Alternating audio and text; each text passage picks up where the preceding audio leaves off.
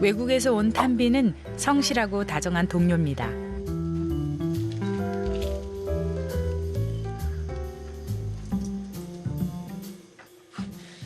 한국에 온 지는 4년, 이 회사에 온 지는 1년 6개월, 품질팀 2년 차입니다.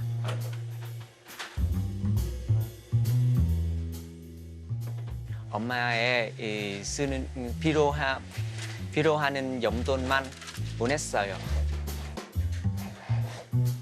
지금 한국 돈은 40만 원 정도 보내고 있습니다. 매달. 네, 40만 원이면 진짜 큰 돈인데 베트남 돈. 그럼 만약에 탄빈이 안 보내면 생활 어떻게 해요?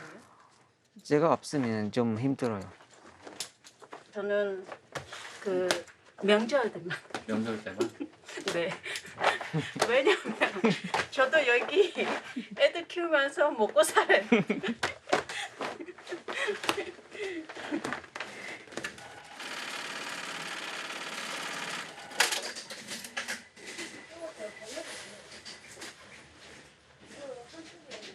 제가 한국에 처음 왔을 때 한 3, 4년 정도는 제가 받던 월급의 90% 정도는 엄마한테 보내드리고 남는 거는 제가 여기 생활비 하고 남는 거는 제가 모아가지고 땀이나 그런 거 삽니다. 뭘 사요? 땀. 땅? 예, 땅을 사셨어요? 예. 저희 나라예요. 여기는 저희가 살 수가 없어. 너무 비싸가지고.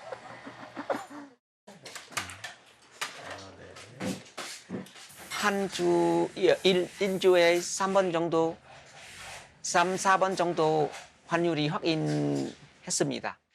오늘은 한국 돈 1원은 베트남 돈은 17.8동 정도예요. 그래서 17.8배 많아요. 1년간은 매달 40만 원씩 고향으로 송금했지만 엄마가 받는 베트남 돈은 매달 달랐습니다.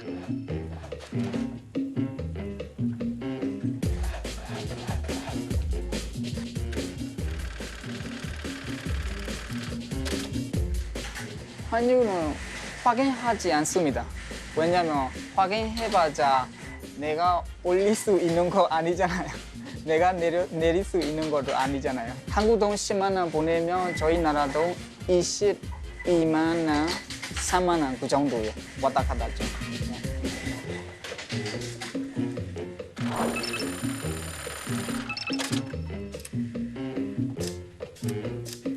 일단 저희는 달러로도 하거든요. 물론 저희 나라 돈도 있는데 근데 대로만 보내면 달러로 보내거든요. 보통은 100달러, 150달러. 리엘화, 원화의 환율도 변화무쌍합니다.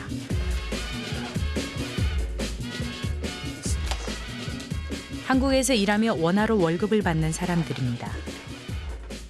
짜트, 리엘, 동. 각 나라로 송금을 하는 기준은 뭘까요?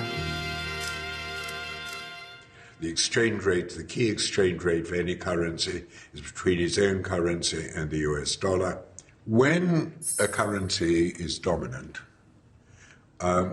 it is easiest to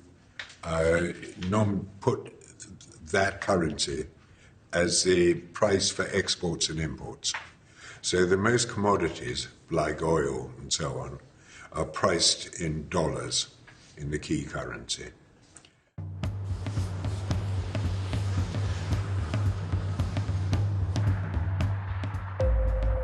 달러가 세계 돈의 기준이 된 건 100년도 채 안 됩니다.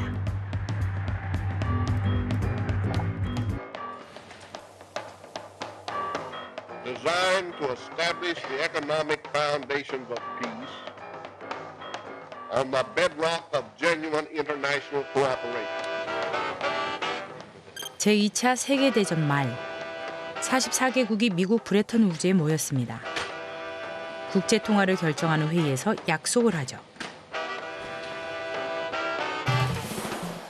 금 본위제. 금 1원스는 미국 돈 35달러에 고정시키고 다른 나라 돈은 미국 돈 달러에 고정합니다. 달러가 기축통화가 됐고 세계 모든 나라가 달러를 모으기 시작했죠.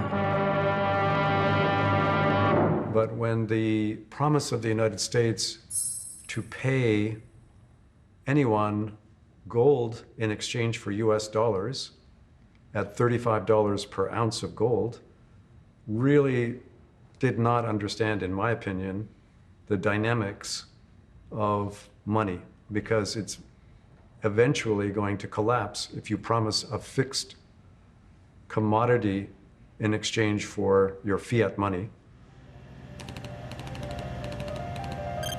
베트남 전쟁엔 막대한 비용이 들었고 미국은 미친 듯이 돈을 찍어내야 했습니다. 다른 나라들은 슬슬 미국이 금 보유량 이상을 찍어내고 있다는 의심을 하게 됩니다. As a result, since especially the Vietnam War was very far from popular, so they couldn't raise taxes and resorted to some money printing. Inflation followed, and that weakened the dollar.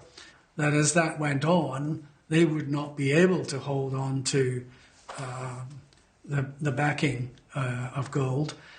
So people in different parts of the world were taking actions to protect themselves against that. 가장 먼저 서독이 탈퇴합니다. 프랑스는 보유한 달러를 금으로 바꿔달라고 요구하죠. 주요 국가들이 앞서거니 뒤서거니 미국을 압박합니다.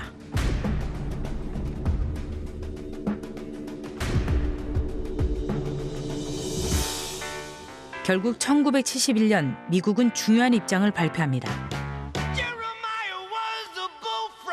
I directed Secretary Connally to suspend temporarily the convertibility of the dollar into gold or other reserve assets, except in amounts and conditions determined to be in the interest of monetary stability and in the best interest of the United States.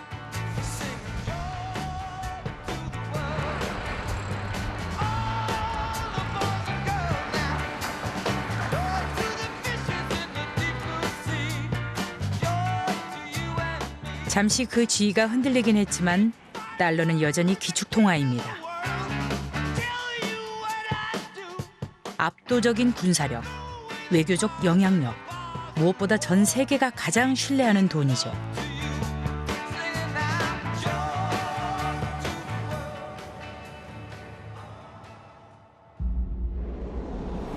그럼 다른 나라의 돈은 어떻게 됐을까요?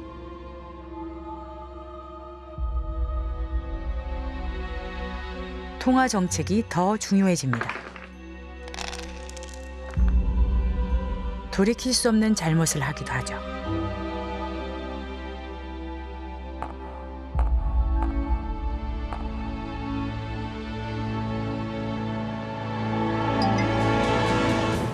아르헨티나로 가볼까요?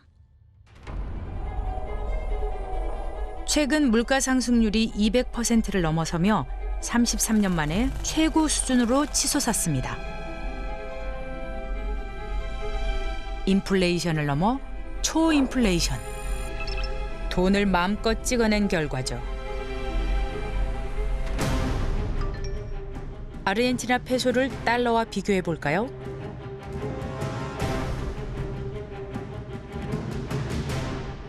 (1994년) 아르헨티나를 여행하는 사람들이 100달러를 바꾸면 99 아르헨티나 페소였습니다.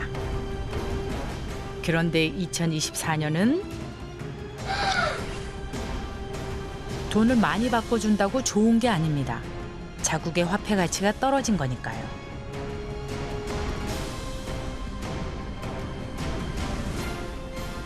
외환 보유액.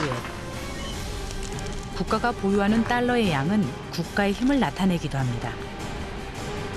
이 돈의 전쟁에서 달러를 자국 화폐로 가진 미국이 승자입니다.